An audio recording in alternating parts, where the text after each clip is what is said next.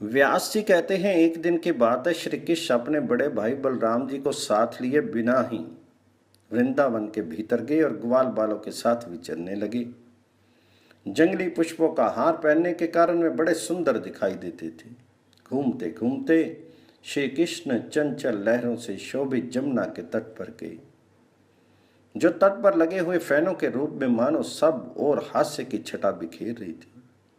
उस समय जमुना जी में एक कालिया नाग का कुंड था, जो विष अग्नि के कणों से दूषित होने के कारण अत्यंत भयंकर हो गया था। श्री कृष्ण ने उस भयानक कुंड को देखा। उसकी फैलती हुई विष अग्नि से तट के बड़े बड़े वृक्ष दग्ध हो गए थे। वायु के आघात से जो जल में हिलोर उठती थी और उससे जो जल के छींटे चारों ओर पड़ते थे, उसका स्पर्श हो जाने पर पक्षी जल कर भस्म हो जाते थे। वह महाभयंकर कुंड मृत्यु का दूसरा मुख था। उसे देखकर भगवान मधुसूदन ने सोचा, इस कुंड के भीतर दुष्ट आत्मा कालिया नाग रहता है, जिसका विष शस्त्र है। इसने यहाँ सागर गामनी जमुना जी का सारा जल दूषित कर दिया। प्यास से पीड़ित मनुष्य अथवा गौएं इस जल का उपयोग नहीं कर सकते, अतः मुझे नागराज कालिया का दमन करना चाहिए, जिससे सदा भयभीत रहने वाले ब्रजवासी यहाँ सुखपूर्वक विचर सकें। मैंने मनुष्य लोक में इसीलिए अवतार धारण किया है कि इन कुमारगामी दुरात्माओं को दंड देकर राह पर लाऊं। वहां पास ही बहुत सी शाखाओं से संपन्न कदम का वृक्ष है, उसी पर चढ़कर जीवों का नाश करने वाले इस सर्प के कुंड में कूदूंगा। ऐसा निश्चय करके भगवान जी ने अच्छी तरह कमर कस ली और वे वेगपूर्वक नागराज के कुंड में कूद पड़े। उनके कूदने से वे महान कुंड शुद्ध उठा। पानी की हिलोरें उठी कि बहुत दूर तक वृक्ष भी भीग गए। सर्प की विष अग्नि द्वारा तपे हुए जल से भीगने के कारण वे सभी वृक्ष सहसा जल उठे। चारों दिशाओं में आग की लपटें फैल गई। उस नाग कुंड में पहुंचकर श्री कृष्ण ने अपनी भुजाओं पर ताल ठोकी। उसका शब्द सुनकर नागराज उनके पास आया। उसके नेत्र क्रोध से लाल उठे, उसके फनों से विष की अग्नि की लपटें निकल रही थी और भी बहुत से विषैले नाग उसे घेरे हुए थे। सैकड़ों नाग पत्नियां भी वहां उपस्थित थी, जो मनोहर हार पहनकर बड़ी शोभा पा रही थी। उनके अंगों के हिलने डुलने से कानों के चंचल कुंडल झिलमिला रहे थे। सर्पों ने श्री कृष्ण को अपने शीर में लपेट लिया और वे विष की ज्वाला से भरे हुए मुखों द्वारा उन्हें डसने लगे। श्री कृष्ण को कुंड में पड़कर नाग के फनों से पीड़ित होते देख ग्वाल बाल ब्रज में दौड़े आए और शोकाकुल होकर रोते हुए बोले, ब्रजवासियों, श्री कृष्ण कालिया ह्रद में डूबकर मूर्छित हो गए। नागराज उन्हें खाए लेता है, तुम जल्दी आओ, विलंब नहीं करो। यह बात सुनकर मानो गोपों पर वज्र टूट पड़ा। समस्त गोप और यशोदा और गोपियां तुरंत कालिया हद पर दौड़ी आईं। हाय हाय, प्यारे कृष्ण कहाँ हैं? इस प्रकार विलाप करती गोपियां अत्यंत व्याकुल हो उठी और यशोदा के साथ गिरती पड़ती हुई वहां पहुंची। नंदगोप, अन्य गोपगण तथा अद्भुत पराक्रमी बलराम भी श्री कृष्ण को देखने के लिए तुरंत जमुना तट पर आ पहुंचे। पुत्र का मुंह देखकर नंदगोप और माता यशोदा दोनों जड़वत हो गए। अन्यायन गोपियां भी शोक से आतर होकर रोती हुई श्री कृष्ण की ओर देखने लगी। वे भय से कातर होकर गदगद वाणी में प्रेम पूर्वक बोली, हम सब लोग यशोदा के साथ नागराज के महान कुंड में प्रवेश करें। आप ब्रज में लौटना हमारे लिए उचित नहीं है। भला सूर्य के बिना दिन और चंद्रमा के बिना रात कैसी? दूध के बिना गौएं और श्री कृष्ण के बिना ब्रज किस काम का? हम श्री कृष्ण के बिना गोकुल में नहीं जाएंगे।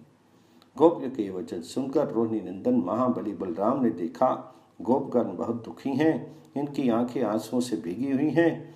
नंद जी भी पुत्र के मुख पर दृष्टि लगाए अत्यंत कातर हो रहे हैं और यशोदा अपनी सुध-बुध खो बैठी है। तब उन्होंने अपनी संकेतमयी भाषा में श्री कृष्ण को उनके महाल्य का सम्रण दिखलाते हुए कहा, देव देवेश्वर, तुम क्यों इस प्रकार मानव भाव व्यक्त कर रहे हो? क्या इस बात को नहीं जानते कि तुम इन मानवों से भिन्न साक्षात परमात्मा हो? तुम इस जगत के केंद्र हो, देवताओं का आश्रय भी तुम ही हो। तुम ही त्रिभुवन की सृष्टि पालन और संहार करने वाले त्रयमयी परमेश्वर हो। हम दोनों इस समय यहाँ अवतीर्ण हुए हैं। इस ब्रज में ये गोप गोपियाँ ही हमारे बांधव हैं। ये सब के सब तुम्हारे लिए दुखी हो रहे हैं। फिर क्यों अपने इन बंधुओं की उपेक्षा करते हो? तुमने मनुष्य भाव अच्छी तरह दिखा लिया, बालोचित चपलता दिखाने में भी कोई कमी नहीं की। अब ये खेल रहने दो और दांतों से ही अस्त्र शस्त्रों का काम लेने वाले इस दुरात्मा नाग का दमन करो। बलराम जी के इस प्रकार स्मरण दिलाए जाने पर श्री कृष्ण के होठ मंद मुस्कान से खिल उठे। उन्हें अंगड़ाई लेकर अपने शीर को सांपों के बंधन से छुड़ा लिया और दोनों हाथों से उनके बीच के फन को नीचे झुकाकर वे उसी पर चढ़ गए और शीघ्रता पूर्वक पैर चलाते हुए नृत्य करने लगे। श्री कृष्ण के चरणों के आघात से उस नाग के फन में कई घाव हो गए। वह जिस फन को ऊपर उठाता उसी को भगवान अपने पैरों से झुकाकर दबा देते थे। श्री कृष्ण के द्वारा कुचले जाने से नाग को चक्कर आने लगा। वह मूर्छित होकर डंडे की भांति पृथ्वी पर गिर पड़ा। उसने मुख से बहुत रक्त वमन किया। उसके मस्तक और गर्दन टेढ़े हो गए थे। मुख से रक्त की धारा बह रही थी। ये देखकर नागराज की पत्नियां भगवान मधुसूदन की शरण में गईं। नाग पत्नियां बोली, देवेश्वर, हमने आपको पहचान लिया। आप सबके ईश्वर और सबसे उत्तम हैं। अचिंत्य परम ज्योति स्वरूप जो ब्रह्म है, उसी के अंशभूत आप परमेश्वर हैं। देवता भी जिन शंभु प्रभु की स्तुति करने में समर्थ नहीं हैं, उन्हीं के स्वरूप का वर्णन हम जैसी साधारण स्त्रियां कैसे कर सकती हैं। संपूर्ण पृथ्वी, आकाश, जल, अग्नि और वायु रूप ये ब्रह्मांड जिनके छोटे से अंश का भी अंश है, उन भगवान जी की स्तुति हम कैसे कर सकती हैं। जगन्नाथ, हम बड़े कष्ट में पड़ गई हैं, आप हम पर कृपा करें। ये नाग अब प्राण त्यागना चाहता है, हमें पति की भिक्षा दें। उनके इस प्रकार स्तुति करने पर कालिया नाग ने कुछ आश्वासन मिला। यद्यपि उसका शीर अत्यंत शिथिल हो गया था, तो वह धीरे धीरे बोला, देव मुझ पर प्रसन्न हो। नाथ, आप में अनिमा आदि 8 ऐश्वर्य स्वाभाविक हैं। आपसे बढ़कर अन्यत्र कहीं भी उनकी स्थिति नहीं है। ऐसे आप परमेश्वर की मैं स्तुति करता हूँ। आप पर हैं और मूल प्रकृति के भी आदि कारण हैं। पर की प्रवृत्ति भी आपसे ही हुई है। प्रात्मन, आप पर से भी परे हैं। फिर मैं कैसे आपकी स्तुति कर सकता हूँ। ईश्वर, आपने जाति रूप स्वभाव से मुझे जैसे बनाया है, उसके अनुसार ही मैंने ये चेष्टा की है। देव, यदि इन सब के विपरीत कोई चेष्टा करूं तो मुझे दंड देना उचित हो सकता है, क्योंकि आपका ऐसा ही आदेश है। तथापि आप जगत के स्वामी हैं। आपने मुझको जो दंड दिया है उसे मैंने सहर्ष स्वीकार किया, क्योंकि आपसे मिला हुआ दंड भी वरदान है। अब मेरे लिए दूसरे वर की आवश्यकता नहीं है।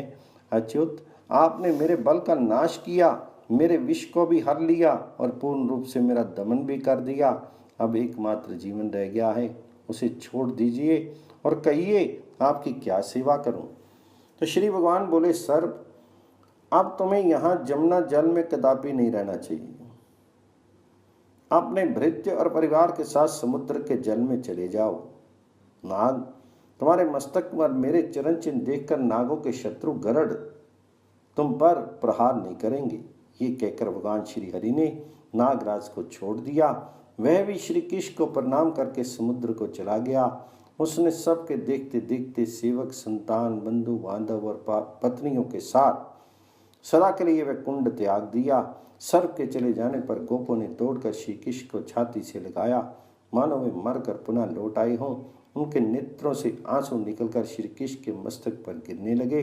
कुछ गोप विस्मित होकर श्री कृष्ण की स्तुति करने लगे। जमुना नदी का जल विष से रहित हो गया। ये देख समस्त गोपों को बड़ी प्रसन्नता हुई। गोपियां श्री कृष्ण की मनोहर लीलाओं का गान करने लगी और ग्वाल बाल उनके गुणों की प्रशंसा करने लगे। उन सब के साथ श्री कृष्ण ब्रज में आ गए।